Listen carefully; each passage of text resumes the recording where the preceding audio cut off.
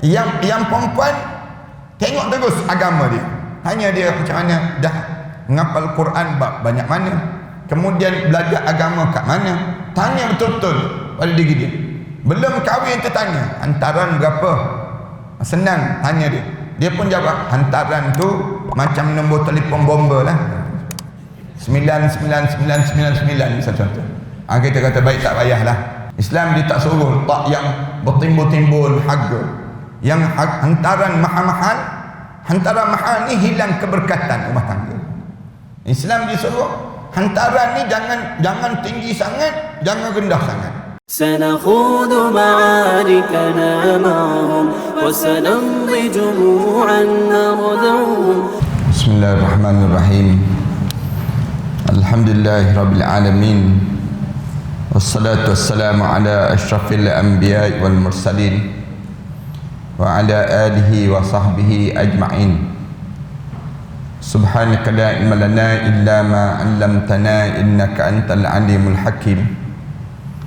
رب اشرح لي صدري ويسر لي أمري واحلل عقدة من لساني يفقهوا قولي.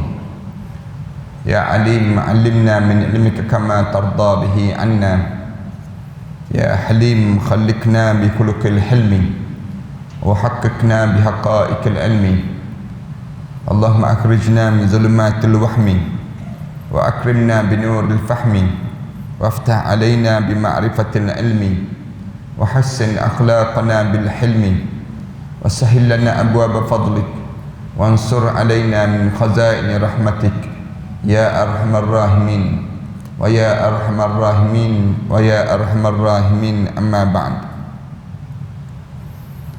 وعن أبي هريرة رضي الله عنه قال قال رسول الله صلى الله عليه وسلم لا يفرق مؤمن مؤمنة إن كره منها خلقا رضي منها آخر أو قال غيره. رواه مسلم. قوله يفرق هو بفتح الياء وإسكان الفاء وفتح الراء ومعناه يبغض. يقال فرقت المرأة زوجها وفارقها زوجها بكسر الراء. Para hadirin yang dirahmati sekalian, daripada Abi Hurairah radhiyallahu anhu katanya, Rasulullah sallallahu alaihi wasallam bersabda, janganlah seorang mukmin lelaki itu membenci seorang mukmin perempuan. Rasulullah sallallahu alaihi wasallam sebut demikian. Jangan ada di kalangan kita ni orang yang rasa benci kepada, sama ada lelaki benci kepada orang perempuan di kalangan orang mukmin. Sebab jikalau ia tidak senang daripada wanita itu tentang satu budi pekertinya, katakanlah ada di kalangan kita in kariha minha khuluqan radiya minha akhar, tentu dia akan rasa suka terhadap budi pekerti yang lain, atau dari budi pekerti yang selain yang dibencinya itu. Ini Rasulullah sallallahu alaihi wasallam sebut demikian. Para hadirin sekalian, hadis ni diriwayatkan oleh Imam Muslim radhiyallahu anhu. Para hadirin sekalian, kita masih lagi membicarakan tentang pesanan Rasulullah sallallahu alaihi wasallam supaya berbuat baik kepada orang perempuan. Maksudnya kita ni jangan kita memandang hina pada orang perempuan, jangan. Mana-mana orang, setiap di kalangan kita, muliakanlah orang perempuan. Itu cara yang diajar. Maksudnya jika seorang yang menjadi perempuan, jangan rasa hina dengan kita jadi perempuan, jangan. Ini kerana apa dia? Kerana kita ni dimuliakan oleh Allah. Lalu Islam diajar supaya kita ni hidup dalam keadaan yang saling memuliakan di antara satu sama lain. Jangan kita orang lelaki mentang-mentang kita orang lelaki, lalu kitanya pandang pada orang perempuan dengan penuh kehinaan. Jangan. Islam diajar bahawa orang perempuan ni ada kemuliaan dia, kemuliaan yang kita bincangkan sebelum daripada inilah. Hari ini hadis yang jelas lagi Rasulullah sallallahu alaihi wasallam pesan. Rasulullah sallallahu alaihi wasallam sebut, janganlah seorang mukmin lelaki itu dia jadi membenci seorang mukminah perempuan. Jangan. Jangan ada di kalangan kita ni kata saya tak sukalah dengan orang perempuan ni, dengan sifat dia, dengan akhlak dia dan sebagainya. Kerana apa dia? Kerana boleh jadi yang kamu tak suka tu daripada budi pekerti ataupun akhlak dia tersebut, ada lagi akhlak yang baik yang ada pada diri dia. Kadang-kadang ada orang perempuan ni ada PA perangai dia tersendiri. PA perangai misal contohnya apa dia? Yang ada pada dia, mulut banyak misal contohnya. Mulut dia tu tak tahan, dia panggil demikian. Kadang-kadang mulut dia tu, dia kalau dia bercakap menyebabkan sakit hati orang yang mendengar percakapan yang dia bercakap tadi. Tapi mulut banyak pun dalam pada itu ada lagi sikap yang baik pada dia. Kadang-kadang mulut banyak, masak sedap dia panggil. Kadang-kadang mulut banyak tapi masa masak tu Allah sedapnya masakan yang dia masak. Ni ada orang yang dia masak tak sedap tapi mulut boleh tahan juga dia panggil. Ni nak sebutnya demikian. Kemudian tapi ada perangai yang lain yang baik pada diri dia pula, suka bantu orang. Suka bantu orang yang dalam hidup dia. Maknanya Rasulullah sebut jangan pandang yang buruk dia, jangan pandang yang baik dia. Yang baik dia tu jauh lebih banyak daripada buruk dia. Ni manusia. Rasulullah dia nak ajar pada kitanya, bila kita ni bergaul dengan orang, jangan suka tengok yang buruk, tengoklah yang baik. Yang baik itu kadang-kadang jauh lebih banyak daripada yang buruk. Orang kita kadang-kadang bila buat salah satu je, benda yang buruk tu satu je, dia terpadam yang baik yang ada pada diri dia. Yang ni yang jadi rosak ni pada diri kita. Bila kita begitu, Islam suruh dalam hidup kita sama ada kita berjumpa dengan mana-mana orang perempuan yang mukminah, janganlah pandang yang buruk dia. Rasulullah sebut demikian. Kerana yang baik budi pekerti yang lain itu lebih banyak daripada yang dibenci tadi. Rasulullah pesan demikian. Ini ada di kalangan orang perempuan ni, dia ada benda-benda yang buruk pada diri dia.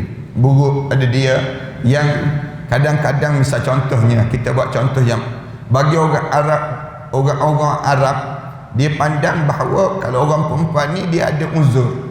Bila ada uzur dia tu jadi buruklah pada diri dia. Katanya orang Arab sebelum daripada ni. Tapi orang Melayu kita ni alhamdulillah tak ada pun benda yang demikian.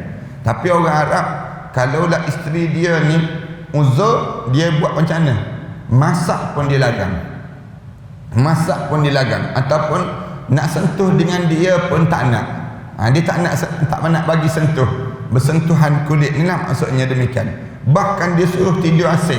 Isteri dia yang uzur, dia tidur tempat lain lah. Dia kata jangan tidur sekali dengan dia, kotor, dia sebut demikian. Ini cara orang Arab dia panggil.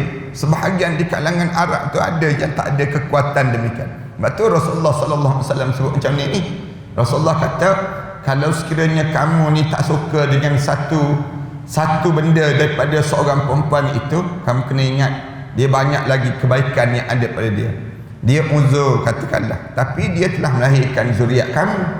Dia melahirkan zuriat kamu, kamu mengharapkan diri kamu sendiri melahirkan zuriat sampai bila-bila tak keluar, dia panggil. Nak tak nak dalam hidup kita ni Islam suruh walaupun orang perempuan ni ada kelemahan dia tersendiri, maka jangan pandang kelemahan dia itu, pandanglah kebaikan dia yang banyak, jauh yang lebih banyak dalam hidup dia dibandingkan dengan satu keburukan yang ada pada diri dia tersebut. Ni dalam hadis Rasulullah sallallahu alaihi wasallam pesan demikian ni, nak gambarkan supaya kita sama ada suami ni jangan benci isteri dalam keadaan yang isteri kita ni ada perangai-perangai ataupun ada akhlak-akhlak yang tak baik yang ada pada dia, sehingga kan kita tolak semua sekali. Dan dalam hadis yang sebelum daripada ni pun kita dah sebut dah kan, orang perempuan ni Allah jadikan dia daripada tulang yang bengkok. Rasulullah sebut pada hadis kita sebelum daripada ni, orang perempuan ni Allah jadikan dia daripada tulang yang bengkok. Bila tulang yang bengkok, bila kamu kerah sangat dengan dia, kamu kerah dengan tulang yang bengkok ni, patahlah dia. Kemudian kalau sekiranya kamu berlembut sangat dengan dia, lembut layan je, setiap benda yang kita ni, setiap perkara yang kita buat tadi, kita layan je dia, lembut sangat kita dengan isteri kita, pun dia akan bengkok sampai bila-bila. Rasulullah pesan dalam hidup kita dengan orang perempuan ni macam mana? Kamu letaklah diri kamu di pertengahan dalam kehidupan kamu. Biar kamu rasa diri kamu tu, biar kamu kena bentuk rumah tangga kamu tu, biar rumah tangga kita ni betul-betul dalam keadaan yang kita mempunyai kuasa terhadap yang disebut dengan susunan atur rumah tangga itu sendiri. Ada orang lelaki yang lembut sangat dengan isteri dia sampai jadi dayus, tak boleh juga. Kita kasar sangat, jadikan isteri dan anak perempuan dia ni jadi tempat sepak terajang dia, pun tak betul juga. Islam dia bukan nak macam tu. Islam dia nak dalam hidup kita ni pertengahan kita dengan pasangan hidup kita, dengan adik-adik perempuan kita dan sebagainya. Itu cara Islam bentuk demikian.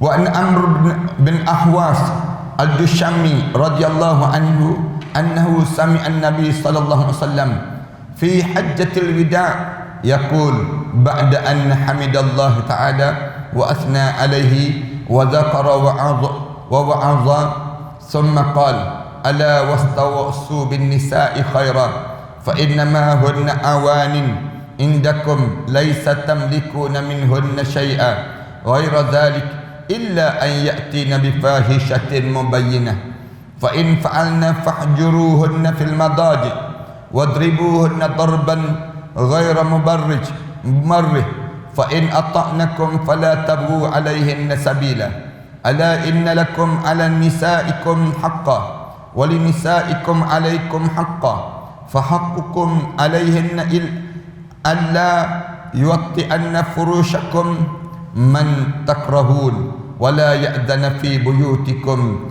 liman takrahun ala wa haqqahunna alaikum an tuhassinu ilayhinna fi kiswatihinna wa ta'amihinna rawahu at-Tirmidzi wa qala hadis hasan sahih. Ni hadis ni pun cantik juga. Rasulullah sallallahu alaihi wasallam sebut daripada Amr al-Ahwash al-Jushaimi radhiyallahu anhu, dia sebut saya dengar, dia sebut bahawa dia mendengar daripada Nabi sallallahu alaihi wasallam dalam hajjatul wida'. Haji wida' ni maknanya haji yang terakhir dalam hidup Rasulullah. Rasulullah ni ulama sebut sekali tu je lah haji dia, bukannya haji banyak kali pun. Haji Rasulullah tu bila Rasulullah pergi haji yang pertama tu, Rasulullah nak masuk tapi tak boleh ditahan dalam perjanjian Hudaybiyah dia panggil. Lepas pada tersebut datang tahun yang seterusnya. Datang yang tahun seterusnya itulah barulah Rasulullah buat hajjatul wida'. Dia panggil haji yang terakhir pada Rasulullah sallallahu alaihi wasallam. Dalam haji wida' ni Rasulullah berkhutbah. Rasulullah bagi peringatan setelah mana Rasulullah bertahmid serta memuji kepada Allah. Ini cara kalau kita berucap ya. Bila kita berucap, diajar berucap macam Rasulullah. Macam mana berucap dengan Rasulullah? Cara Rasulullah akan bertahmid terdahulu. Alhamdulillah Rabbil Alamin. Paling tidak dipanggil macam. Rasulullah akan bertahmid serta memuji Allah. Sebut Alhamdulillah Rabbil Alamin wal aqibatu lil muttaqin wala udwana illa 'alal zalimin. Ni maknanya ni cara puji-pujian bagi Allah Subhanahu Wa Taala. Lepas pada Rasulullah bertahmid serta memuji Allah, memuji pada Allah, Rasulullah bagi peringatan dan juga nasihat. Kemudian wa asna alaih. Kemudian lepas pada Rasulullah bertahmid dan memuji pada Allah, Rasulullah wa asna alaih. Rasulullah sallallahu alaihi wasallam berselawat dan memuji kepada Allah Taala ni. Rasulullah mula dalam keadaan demikian wa dzakara wa wa'adha. Lalu Rasulullah sebut satu peringatan yang terkesan dalam jiwa seorang ini. Kemudian summa qala, lalu dalam kata khutbah Rasulullah tu, Rasulullah sebut begini, ingatlah dan aku nak wasiat pada kamu.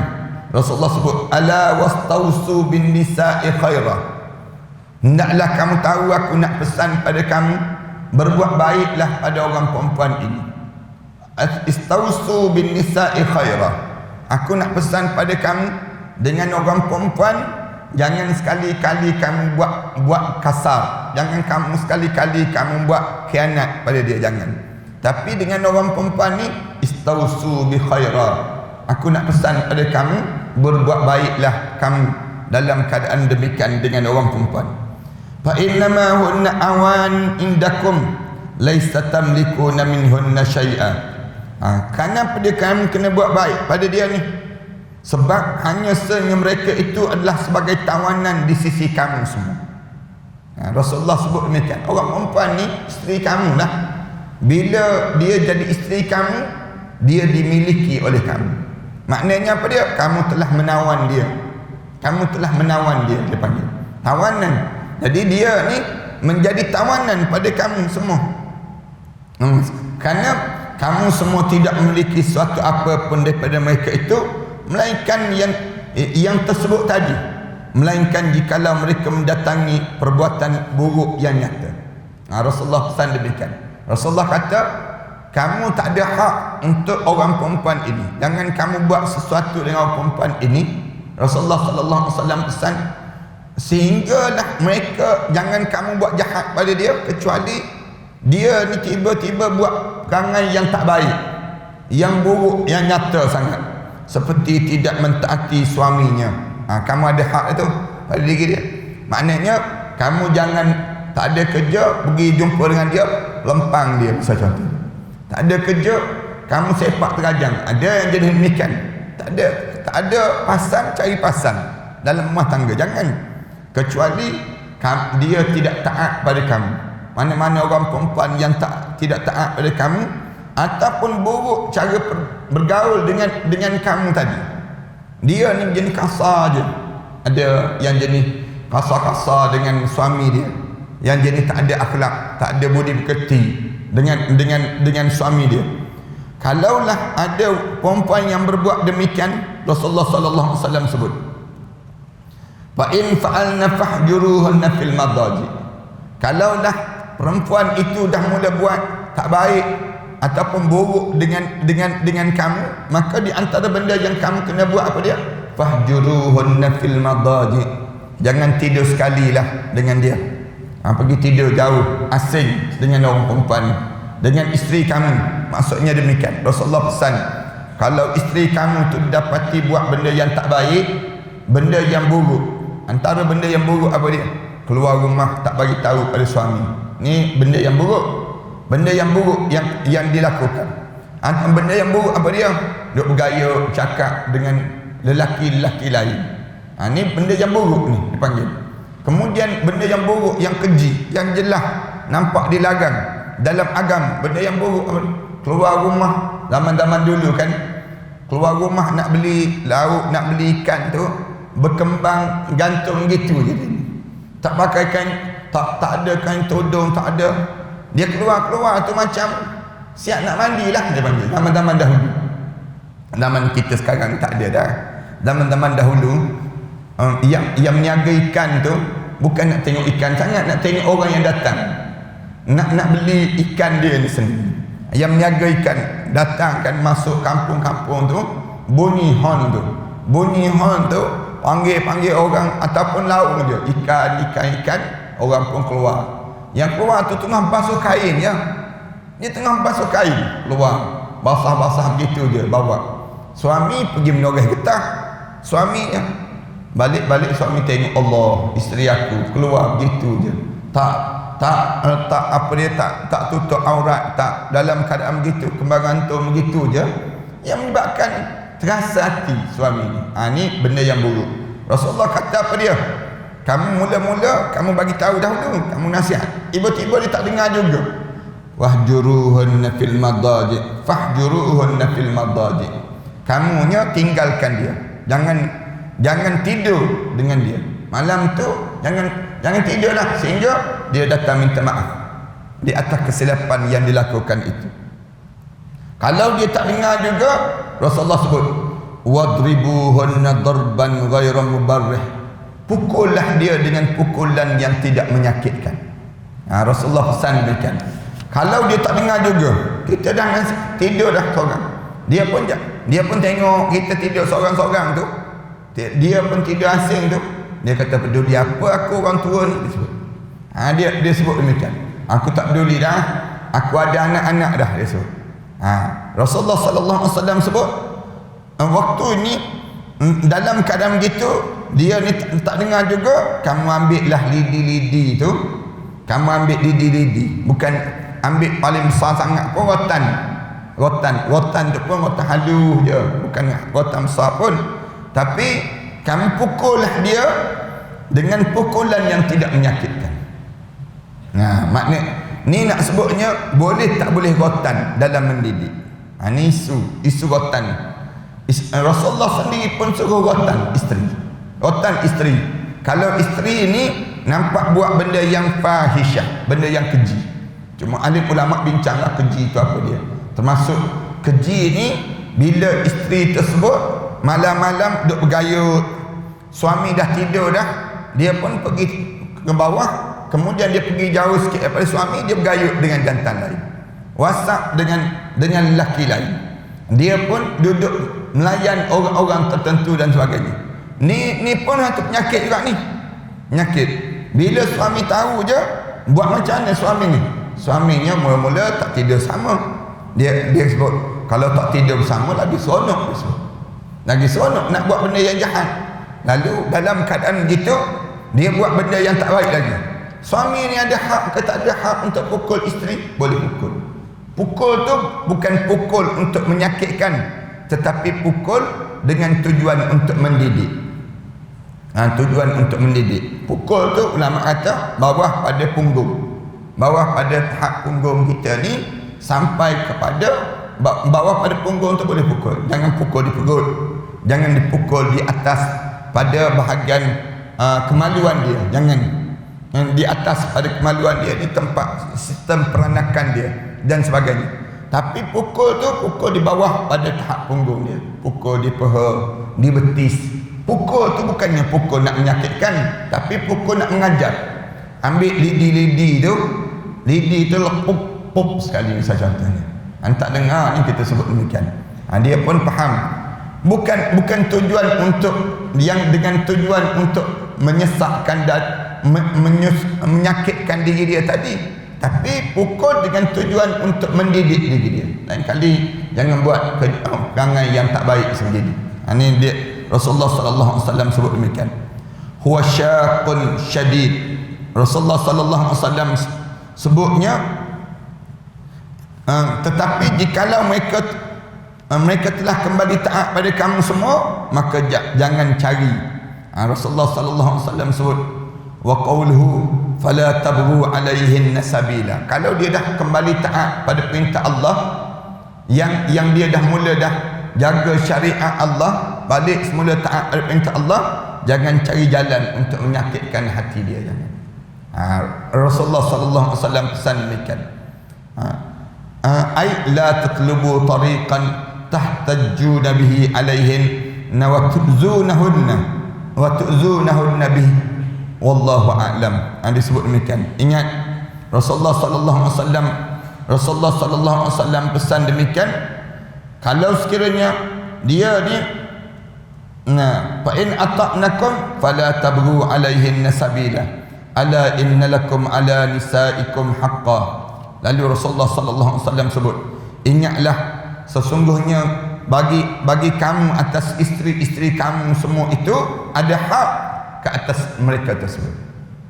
Rasulullah sallallahu alaihi wasallam sebut, kamu kena ingat bahawa semua isteri kamu tu kamu ada hak ke atasnya. Demikian juga dengan isteri kamu ke atas diri kamu tu ada hak ke atas diri kamu. Rasulullah sallallahu alaihi wasallam sebut, jangan kamu ingat kamu ada hak ke atas mereka. Rasulullah sallallahu alaihi wasallam gambarkan, walinisaikum alaikum haqqan. Isteri kamu ke atas diri kamu tu ada hak ke atas kamu. Maknanya kamu jangan sembarangan dalam hidup kamu nak buat. Kamu ingat diri kamu je selamat, jangan. Tetapi orang lain, kamu pada diri kamu je kamu boleh sakitkan hati isteri kamu. Isteri kamu tu pun dia ada hak ke atas diri kamu. Kalau kamu jangan sakit hatikan mereka tersebut. Rasulullah pesan demikian. Kemudian Rasulullah sallallahu alaihi wasallam sebut lagi. Kemudian fahaqqukum alaihinna alla yu'ti'unna furashakum man takrahuna. Lalu Rasulullah sallallahu alaihi wasallam sebut, hak kamu yang wajib mereka penuhi ialah jangan sampai mereka memberi tempat hamparan kamu kepada orang yang kamu tidak senangi. Maksudnya jangan sampai orang perempuan itu duduk menyendiri dengan lelaki lain. Cara demikian. Hak kamu ni apa dia? Wahai orang lelaki, di mana jangan sekali-kali isteri ni ambil hak suami dia bagi pada orang lelaki lain. Maksudnya apa dia? Dengan orang lain, lelaki lain kalau berjumpa senyum-senyum dia. Tapi berjumpa dengan suami tak senyum-senyum. Tengok muka suami, dia paling tempat lain. Ni anak ni. Kamu dengan orang, kamu elok. Tapi dengan suami kamu jadi buruk. Kalau bercakap dengan orang lain, lembut je cakap dengan orang lain. Bila cakap dengan suami, kasar terus. Apa benda yang dia tak guna istilah untuk suami dia? Ni kamu khianat ni. Kamu dah mula khianat. Dia panggil demikian. Kamu letak suami kamu ni seolah-olah tempat yang kamu nak meluahkan segala-gala. Ni pun rosak juga. Dia ada orang perempuan macam tu. Orang perempuan ni ada perangai dia. Kalau dia bercakap dengan orang lain, tak ada masalah. Tapi kalau dia bercakap dengan suami dia, Allah, ada je masalah. Ada je yang membebankan suami dia. Jangan begitu dalam hidup kita. Kalau kamu buat begitu, maknanya kamu telah melanggar tanggungjawab kamu. Kamu buat khianat dalam rumah tangga kamu. Ini dia demikian. Segala benda dengan orang lain dia tutup. Tapi dengan suami dia, dia buat kasar dengan suami dia. Pun ada juga. Bila tetamu datang, dia bawa keluar semua pinggan akorak, akopal dia tersebut. Dia tunjuk semua. Tapi bila makan dengan suami, dia bawa pinggan plastik je. Pinggan ayam je dia letak depan suami. Ini pun satu juga penyakit. Jangan demikian. Yang mahal-mahal itulah dengan suami. Manakala yang orang lain tu kita layanlah sebagaimana keadaan yang sepatutnya yang kita kena layan. Ni tak. Kalau nak makan dengan suami, hidang tu kadang-kadang tengah-tengah panas-panas tu tuang terus depan suami. Menggelegak depan muka suami tu. Suami menyawa tak lepas. Suami. Di waktu mana kena dengan masakan yang dia masak tadi. Tapi dengan orang lain siap ada bunga, siap letak lagi simpan susun elok-elok pinggan mangkuk. Yang ni maknanya kamu ni dah mula kasar dengan pasangan hidup kamu. Jangan demikian. Itu nak keluar rumah je pakai minyak wangi je minyak wangi. Duduk dalam rumah minyak cakapak dia pakai. Yang dia pakai dalam rumah tu. Suami tahan gitu minyak angin setiap hari. Dalam rumah ni masuk je bilik bau minyak angin. Masuk je bilik bau minyak angin. Bila nak keluar rumah bau wangi semerbak je. Suami pun senyap je. Maknanya kamu dah langgar hak suami tadi. Ini kena ingat betul-betul. Jangan pula kamu memberi izin masuk ke rumah kamu orang yang tidak kamu semua senangi. Jangan benarkan. Diajar supaya jangan benarkan semua orang ni boleh masuk rumah tangga kita. Ada orang yang suami kita benar, ada orang yang suami kita tak suka nak masuk. Walaupun orang tu orang perempuan. Kata-kata, saya tak ada ustaz. Saya orang lelaki je, saya tak benarkan. Orang perempuan saya benarkan semua. Tak semesti. Ada orang perempuan yang suami tak benarkan masuk. Jangan benarkan dia masuk. Tak boleh masuk dalam rumah tangga kita. Kerana apa dia? Kerana boleh jadi orang perempuan yang datang ni, dia pula yang meracuni kekeluargaan kita. Dia jadi orang suka sangat. Dia cucuk di kalangan rumah tangga ni. Pun ada juga orang perempuan demikian. Kalau suami saya tak benar macam ni. Saya dengan suami saya, dia datang, dia ajar pula pada isteri kita macam mana nak bertindak dalam kekeluargaan kita. Yang ni dia panggil suka meracun. Suka masuk datang bawa racun-racun nak meracuni kekeluargaan. Suami kata orang yang macam ni jangan masuk dalam rumah ni. Jangan berhubung dengan dia. Jangan cakap dengan dia. Suami sebut. kita berhubung juga. Bila kita berhubung juga, maknanya di waktu ini kita melanggar hak suami kita tadi. Itu kena jaga-jaga pada diri kita. Ada orang yang rumah tangga ni kadang-kadang rumah tangga kalau urusan direct suami isteri tak ada masalah. Yang jadi masalahnya ada yang tukang racun yang masuk. Adik ipar kadang-kadang ipar dua yang datang. Ipar dua yang datang ni merosakkan kadang-kadang mertua sendiri yang campur tangan dalam rumah tangga. Jangan kita, kalau kita jadi mertua orang, jadi ada menantu dalam kekeluargaan kita, jangan kita campur tangan urusan rumah tangga mereka semua. Selagi mana tak bercanggah dengan syarak, biarlah rumah tangga mereka nak bina macam mana. Jangan kita pula yang pandai-pandai nak mengajar buat macam ni, buat macam ni. Racun pada anak perempuan dia tu, dia racun. Minta dengan suami kamu tu banyak-banyak sikit. Suami kamu tu, kalau kamu tak minta, nanti dia duit banyak-banyak, dia kahwin seorang lagi dia tu. Dia akan jadi demikian. Mertua ni pula satu penyakit. Mertua ni masuk campur. Mana orang yang rosak rumah tangga kerana mertua yang masuk campur.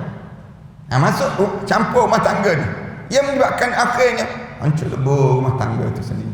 Pun ada juga elok-elok dah rumah tangga tu elok, kemudian tersusun kerana cucu adik-beradik ni masuk.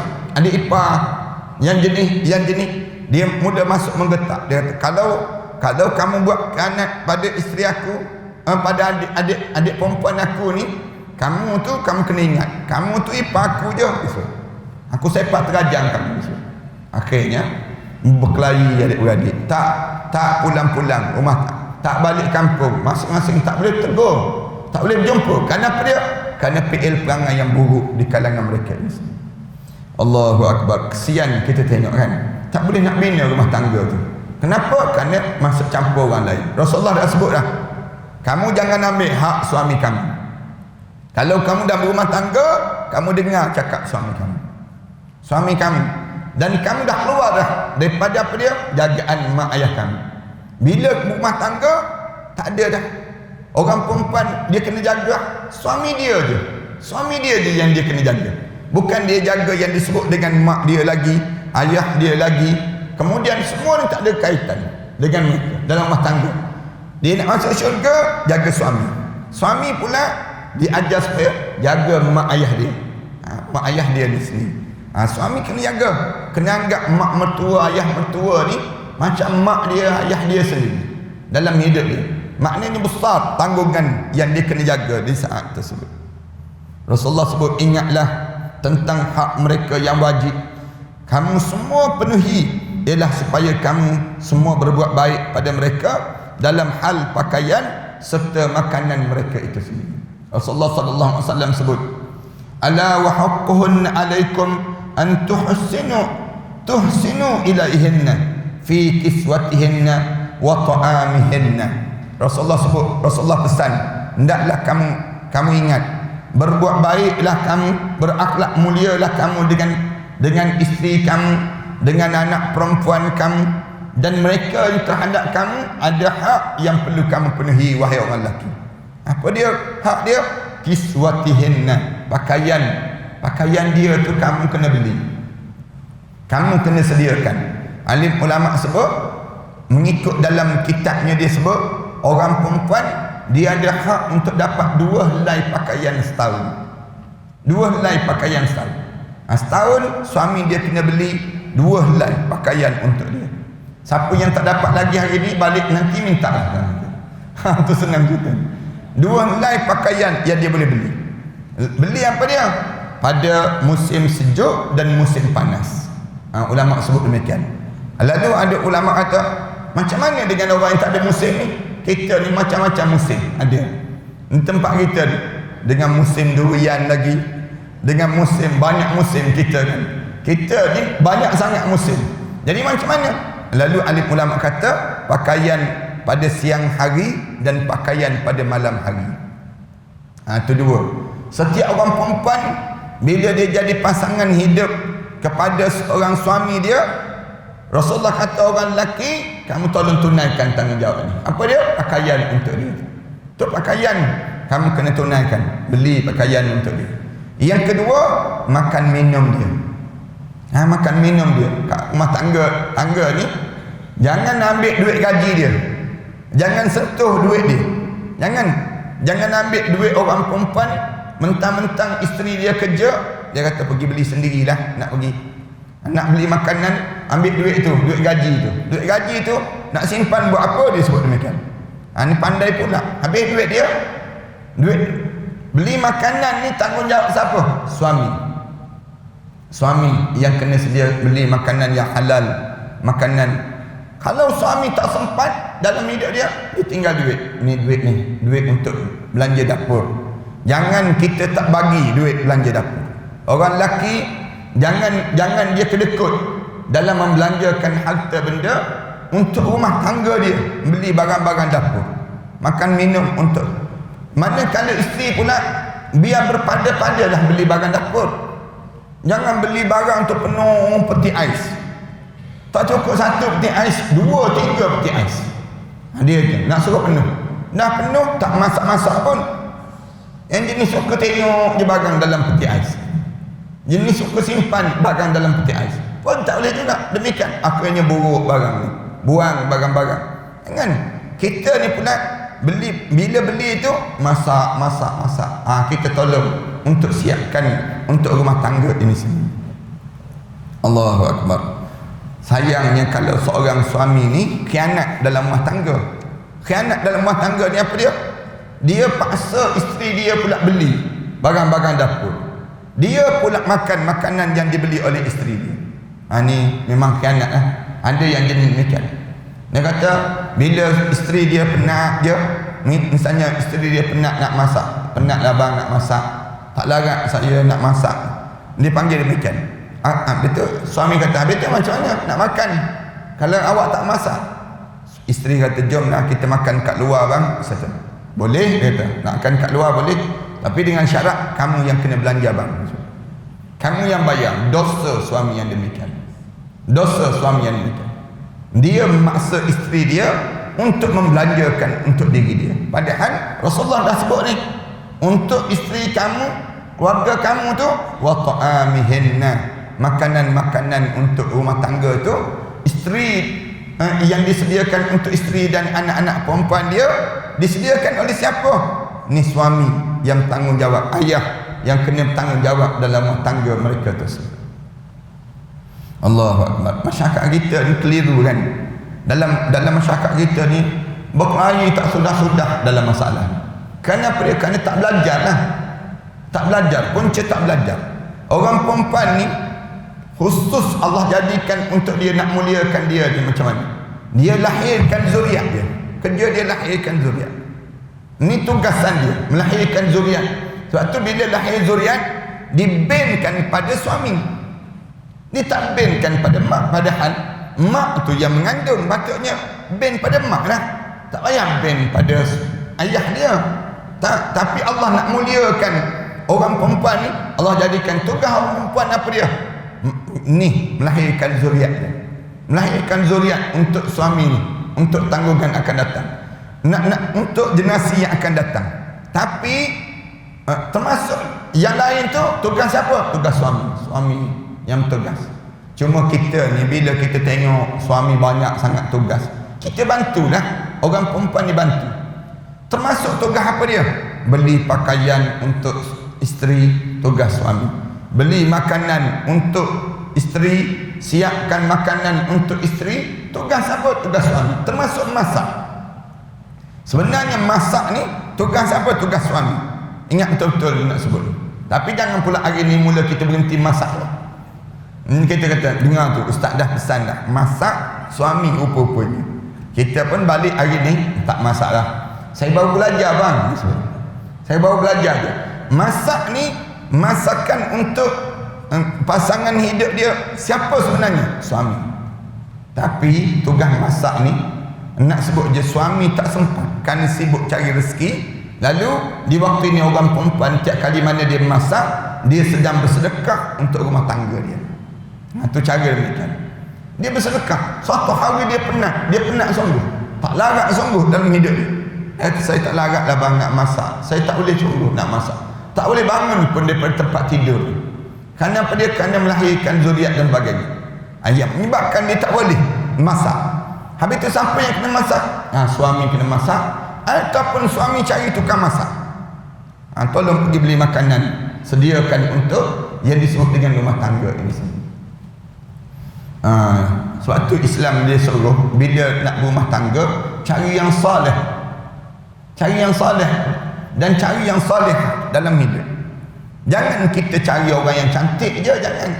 Islam dia ajar awal, kahwinlah dengan seorang perempuan ini. Dengan siapa dia? Tunkihul mar'ah li arba'. Orang yang kahwin dengan perempuan ni biasanya 4 sebab. Rasulullah sebut, li jamaliha, kerana cantik dia, wali maliha, kerana harta benda dia, wali nasabiha, kerana keturunannya, wali diniha, kerana agama dia. Agama tu Rasulullah panggil tak 4, yang keempat.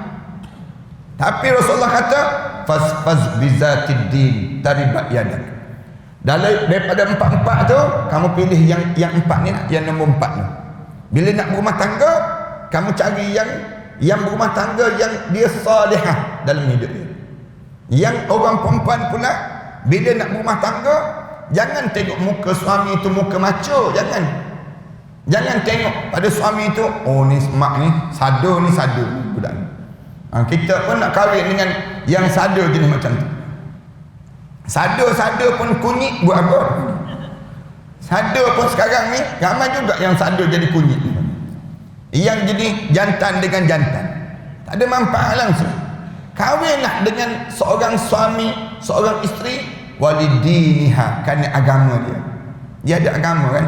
Tahu dah bakal nak kahwin dengan dia ni jenis apa dia? Jaga sembahyang berjemaah, yang jaga yang disebut dengan solat, jaga aurat, jaga nampak. Tanya yang lelaki ni yang nak kahwin tu, tanya terus isap rokok ke tak isap rokok. Kalau jenis isap rokok, tak boleh kahwin lah. Tak boleh kahwin lah yang jenis isap rokok ni. Kerana apa dia? Kerana buruknya akhlak dia, buruknya perangai dia. Rokok pun diisap, benda yang tak ada manfaat dia panggil. Tiba-tiba nak isap benda-benda yang demikian. Yang jenis macam ni bau busuk badan ni, marah ni orang isap rokok tak benar. Tapi nak sebutnya yang perempuan, tengok terus agama dia. Tanya dia macam mana, dah menghafal Quran bab banyak mana, kemudian belajar agama kat mana. Tanya betul-betul pada diri dia. Belum kahwin tu tanya, hantaran berapa? Senang tanya dia. Dia pun jawab, hantaran tu macam nombor telefon bomba lah, 99999 misal contoh. Kita kata baik, tak payahlah. Cari yang murah-murah dulu. Senang. Islam dia tak suruh tak yang bertimbul-timbul harga. Yang hantaran mahal-mahal, hantaran mahal ni hilang keberkatan rumah tangga. Islam disuruh hantaran ni jangan tinggi sangat, jangan rendah sangat. Tu cara demikian. Berapa tu? Fikir sendirilah, jangan tinggi sangat, jangan. Ni kita tak berapa? 21,111 ringgit 11 sen disebut demikian. Dia nak 21,111. Tahun depan ni lagi teruk, tahun depan kan. Tahun depan ni tahun 21. Nak kahwin bila? Tahun 21 hari bulan 2 tahun 21 hari bulan 1 tahun 2001. Tahun 21. Ni ramai ni orang nak kahwin 21 depan dia demikian. Macam-macam gaya orang, perangai orang Melayu kita. Tahun 2020 sama juga.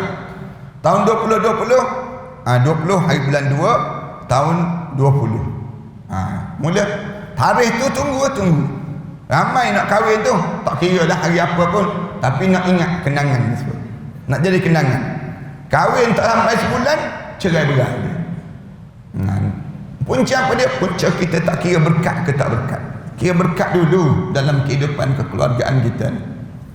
Ni Rasulullah ajar supaya dalam hidup kita ni jaga di antara satu sama lain. Orang perempuan, tanggungjawab kita dengan mereka semua. Qaulu awanin, Rasulullah sebut demikian. Diriwayatkan oleh Imam Tirmizi dan dia mengatakan adalah hadis ni hadis hasan sahih. Sabda Rasulullah sallallahu alaihi wasallam, awanin artinya tawanan. Jamak daripada lafaz aniyah dengan ain muhmalah, maksudnya wanita yang tertawan. Maknanya bila kita berumah tangga dengan seorang perempuan, dia di bawah tawanan kita. Dia di bawah kita ni. Al-aini artinya lelaki yang tertawan. Al-ani artinya lelaki yang tertawan. Rasulullah menyamakan wanita yang sudah menjadi isteri itu sebagai tawanan suaminya. Rasulullah pesan demikian. Maknanya Rasulullah pesan dalam hadis ni, mana-mana orang perempuan bila dia dah rumah tangga dengan kamu, dia jadi tawanan pada kamu. Dia dalam selagi mana kamu tak bebaskan dia, selagi itu dia tertawan dengan kamu. Dia kena dengarlah kata suami dia macam mana, suami dia nak macam mana. Walaupun dia sebelum daripada ni dianya minat yang lain. Katakanlah belum rumah tangga, dia je minat sungguh dengan bunga. Katakanlah dia ni peminat bunga, beli bunga, tanam bunga, macam-macam gaya jenis bunga semua ada. Tapi bila berumah tangga, suami dia ni tak suka dengan bunga. Suami dia tak suka dengan bunga. Bila suami dia tak suka dengan bunga, benda apa yang dia kena buat? Tak boleh dah tanam bunga, beli baju bunga-bunga pun tak boleh.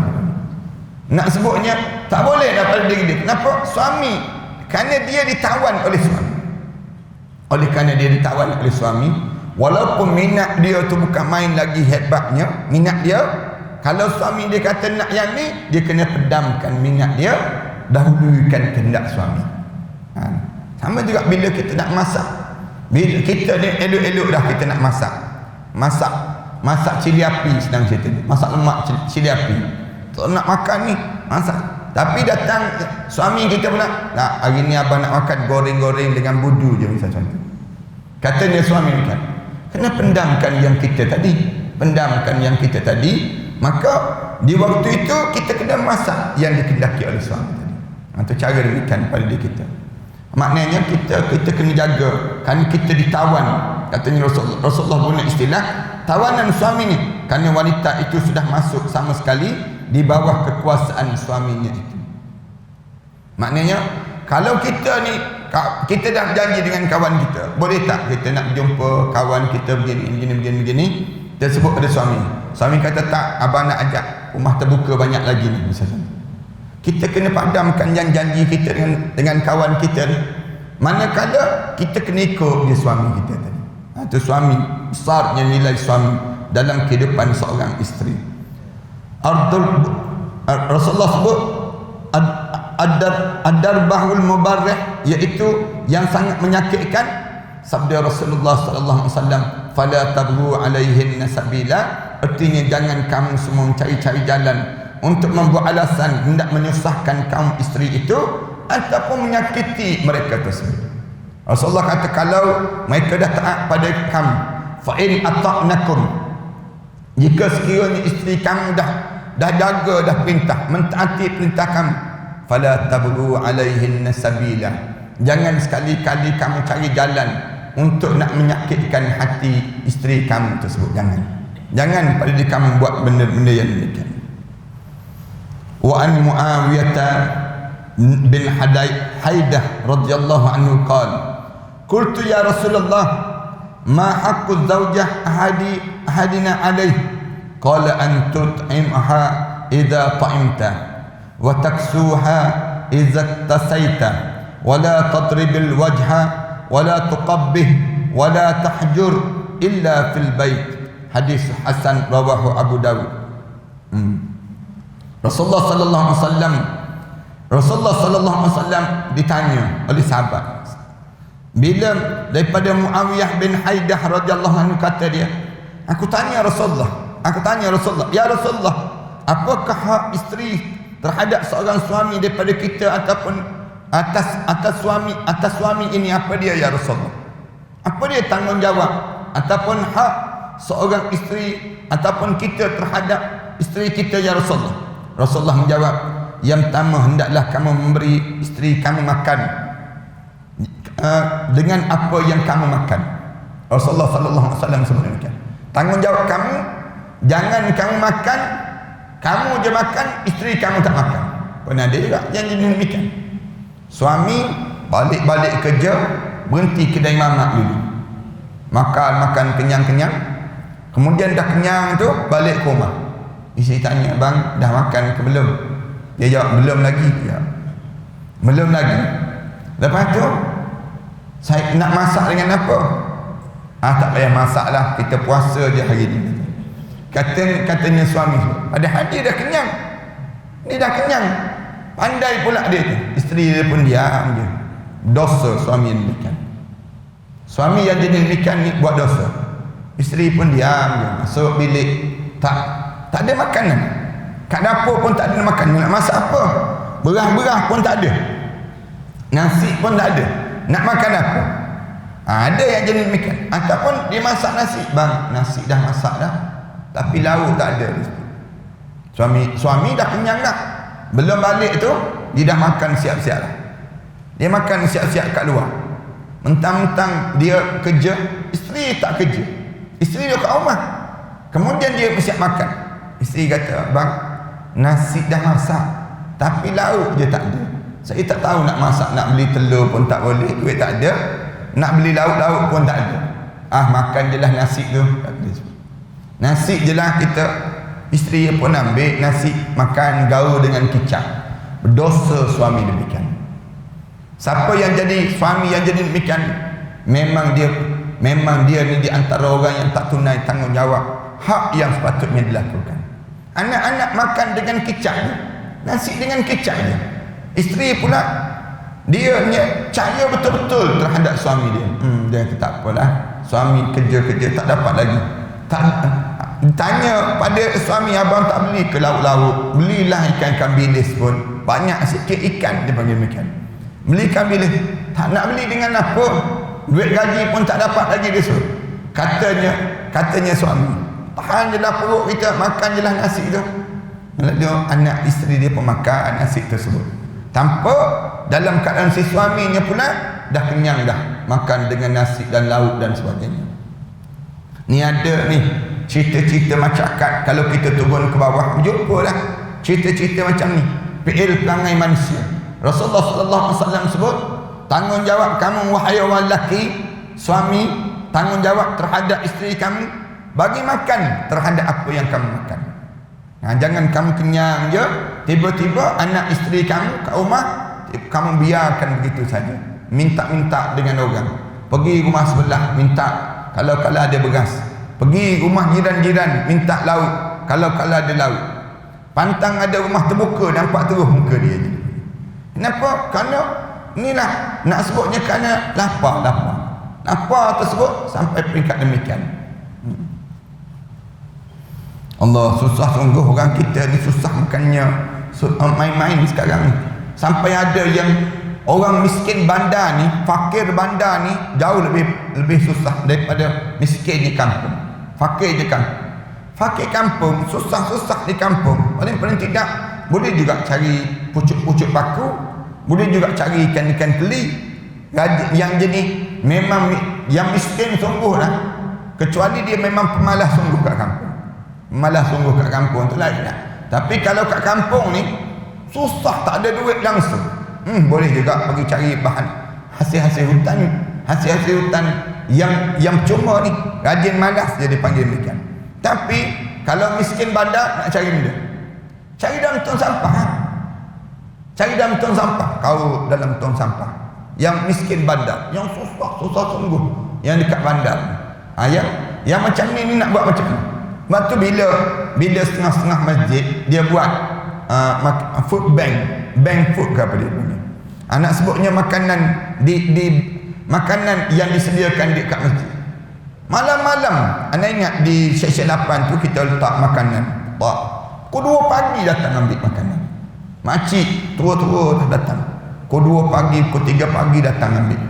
Kita tengok dalam CCTV, bukan toyol ni, bukan toyol.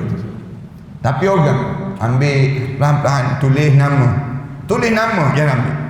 Tapi bila buat begitu, ada yang jahat pula. Yang jahat datang, yang jahat tu dengan kereta-kereta, buka bonet kereta, ambil semua barang-barang tersebut. apa dalam bonek kereta. Akhirnya tak berjaya konsep. Asalnya kira-kiranya nak tolong orang miskin. Tahu-tahu orang kaya pula. Bukan orang kaya, pencuri pula ambil kesempatan. Ambil barang-barang ni, dia pergi jual pula barang-barang tersebut. Dengan berasnya, dengan gandumnya, dengan barang-barang runcit begini, dia ambil, dia jual. Bila terserempak dengan orang lain, ni ambil untuk siapa ni? Dia kata, saya ambil untuk jiran saya. Jiran saya pesan, dia tak boleh datang. Di sudut logik juga. Orang miskin, dia nak datang macam mana? Dia duduk jauh. Bila duduk jauh, dia terpaksa dalam keadaan demikian nak pada orang lain tolong ambil. Dia kata dia nak ambil untuk jiran dia, untuk orang, dia nak bagi pada kawan-kawan dia dan sebagainya. Akhirnya tak berjaya konsep ni. Orang kita khianatnya di kalangan kita. Ada juga yang jenis demikian. Sebab tu Rasulullah sallallahu alaihi wasallam bila tanya apa hak seorang isteri terhadap suami dia, apa tanggungjawab yang perlu dilakukan, dia sebut antut'imaha idza ta'imta, bagi makan bila kamu makan wahai suami. Bila kamu makan wahai suami, kamu bagi makan pada dia. Wa taksuha idza tasaita, bagi pakaian sebagaimana kamu pakai pakaian kamu. Beli pakaian ni tak beli untuk suaminya semua ada pakaian, kasut ada, tracksuit ada, seluar selek ada, baju ada, semua ada. Tapi isteri tak ada. Isteri dia tak beli untuk isteri dia. Dia jawab apa dia? Isteri cukup 2 helai je kan? Dia sebut macam. Ustaz dah bagi tahu dah 2 helai je. Jadi jangan banyak-banyak. Pun itu juga penyakit. Ini nak kena jaga pada diri kita. Nak kena balance lah. Biar sama banyak. Kalau kita ada pakaian, isteri kita ada pakaian. Isteri pula jangan dia banyak pakaian melebihi suami dia pula. Ni kadang-kadang pakaian isteri penuh, semua bahagian almari milik isteri. Manakala bahagian kat luar, tergantung kat luar tu pakaian suami dia tu. Pakaian suami pun tak boleh juga. Ada juga yang jenis demikian. Yang jenis pantang tengok jubah baru nak beli dia. Yang jenis pantang tengok kain tudung baru dia nak beli. Tengok je orang model-model. Bila model-model peragakan kain tudung baru kan, dia pun tengok, kalau aku pakai macam model tu cantik jauh daripada model tu. Dia rasa demikian, dia pun beli. Bila dia beli, dia pakai, lagi teruk daripada model tu. Nak sebut ni gambaran. Ni pun penyakit juga ni. Penyakit jenis minat kain tudung. Yang jenis minat jubah. Yang minat baju kurung. Yang jenis minat dia tu melampaui daripada suami. Kena ingat dalam diri kita. Padan-padanlah kitanya, biar sama banyak je. Kalau suami ada 10 helai pakaian, kita pun ada 10 helai pakaian. Baru betul dia panggil balance di kalangan kita. Ni tak, suami ada 3 helai pakaian je, isteri 3 almari dah milik isteri. Yang menyebabkan tak sama dipanggil. Ataupun suami banyak pakaian suami banyak, manakala isteri tak ada pakaian, pun tak betul. Dalam Islam dia nak suruh balance dua-dua. Kamu bagi pakaian sebagaimana kamu pakai, kamu beli pakaian untuk dia. Hadis Hasan yang diriwayatkan oleh Imam Abu Daud, dan ia berkata arti la qabbih, disebut demikian. Yang ini yang kedua, wala tadribil wajha wala tuqabbih. Rasulullah sebut. Yang ketiga, tanggungjawab kamu, jangan pukul muka dia, jangan pukul muka dia. Wala tuqabbih, dan jangan pukul wajah dia. Itu jangan kamu tuqabbih, menghina dia. Sama ada maksud Rasulullah sallallahu alaihi wasallam ini, jangan pukul muka tu maksudnya pukul, ataupun jangan kamu jatuhkan air muka isteri kamu. Jangan.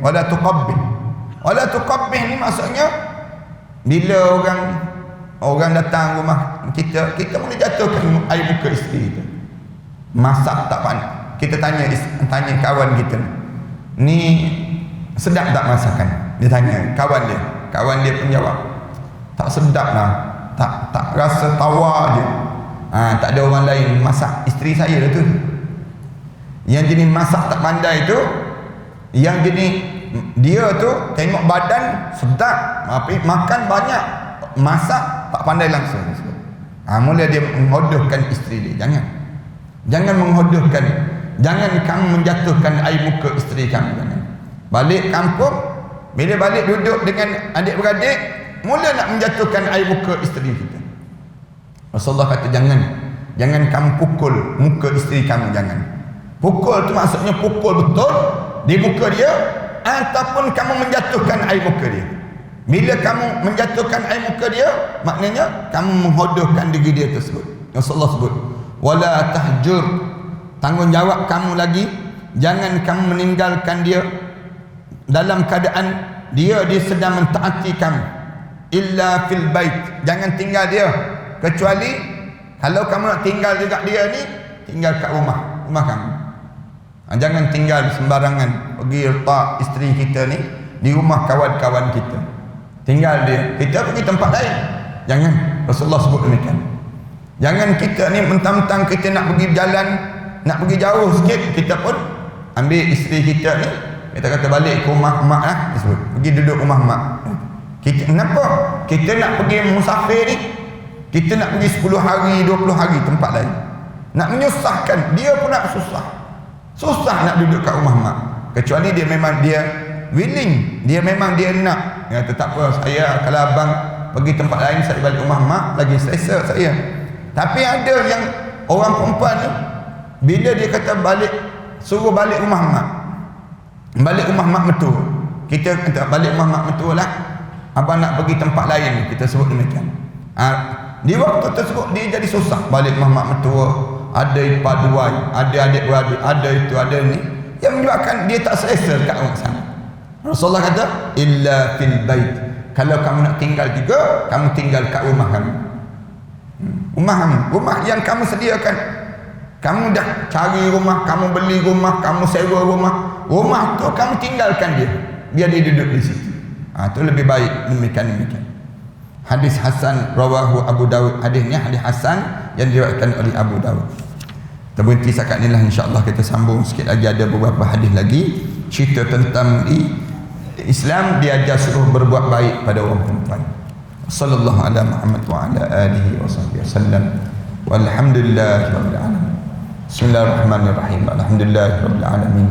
Wassalatu wassalamu ala asyrafil anbiya'i wal mursalin wa ala alihi wa sahbihi ajma'in. Rabbana iftah bainana wa baina qaumina bil haqq wa anta khairul fatihin.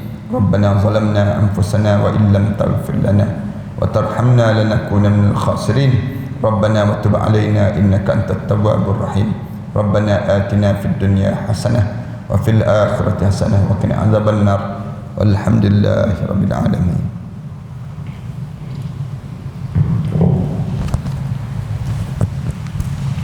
Tuan-tuan, sekali lagi saya nak maklumkan tentang mengenai kita sedang menyampaikan sumbangan-sumbangan pada mereka yang terkesan dengan PKP ini. Kalau tuan-tuan ada sumbangan-sumbangan, tuan-tuan bolehlah sampaikan di tabung tabung yang telah kita umumkan di skrin tersebut. Tuan-tuan tengok dalam akaun Matan Center. Tuan-tuan boleh terus kepada matancenter.com. Tuan-tuan akan dapati di sana ada maklumat-maklumat yang telah kita sampaikan, termasuk di tempat-tempat yang kita maklumkan ini. Terima kasih sekali lagi pada sahabat yang di TikTok, sahabat yang di Instagram, sahabat yang di YouTube dan sebagainya. Mudah-mudahan Allah rahmati kita semua. Aqul qouli hadza astaghfirullah li wa lakum. Wassalamualaikum warahmatullahi taala wabarakatuh. خذوا معاركنا معهم وسنمضي جموعا نردعهم ونعيد الحق المغتصب وبكل القوة ندفعهم بسلاح الحق البتار سنحرر أرض الأحرار ونعيد الطهر إلى القدس من بعد الذل وذا العار من بعد الذل وذا العار سنخوض معاركنا معهم وسنمضي جموعا نردوهم ونعيد الحق المغتصب وبكل القوة ندفعهم وبكل القوة ندفعهم وسنمضي ندك معاقلهم بدبيل دام يقلقهم لا إله إلا الله محمد رسول الله عليه صلاة الله وآله والأحبة لا إله إلا الله محمد رسول